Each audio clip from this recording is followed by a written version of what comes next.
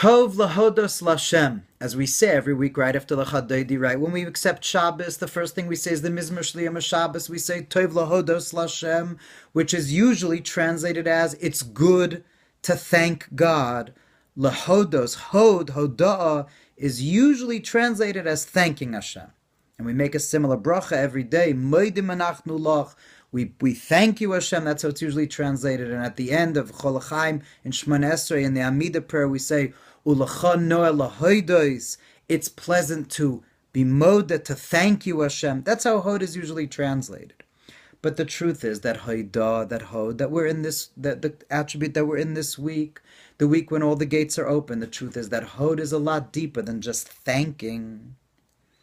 You see, as Rashi says in the Gemara in Soita, when Rashi explains in the Moedim Derabanan, if you ever notice when the Chazan repeats the repetition of the Shemona Esrei of the Amidah, when the Chazan says Moedim, so there's a little paragraph called Moedim Derabanan, which the congregation is supposed to say as the Chazan is saying Moedim.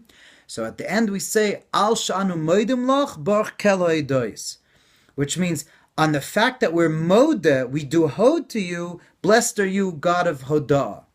And Rashi says there in Soita that we're thanking Hashem, and this is the words Rashi says, Shanasate b'libeinu liyos dvukim b'chol lahodos lecha. That you put in our hearts, thank you Hashem, for allowing us to do hoid, to do hoidah, and thereby being dvukim b'cha, to have dveikus to you.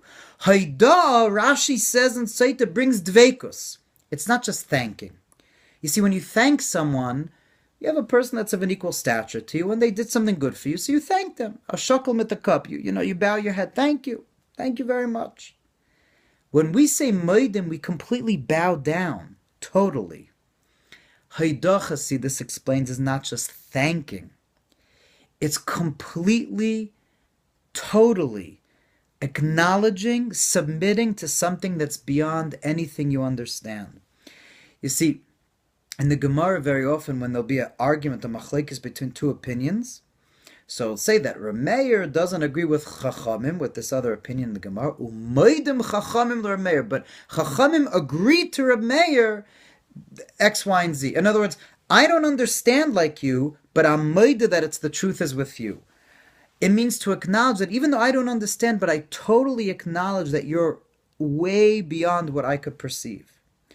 Haidah dveikus means that we completely hold back the way I understand, because I know vis-a-vis Hashem, everything I am and everything I understand falls completely short. It's not like it falls short. Reb Chaim Soloveitchik, the Rogatchover, or Einstein, they were smarter than me. I fall short compared to them in my wisdom.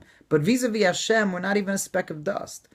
So, Shanasati B'libeinu, Rashi is saying, thank you Hashem for putting on our hearts the humility to be able to hold back our personal interests, our personal desires, and to be able to acknowledge what's completely beyond us. And that brings to Dveikus.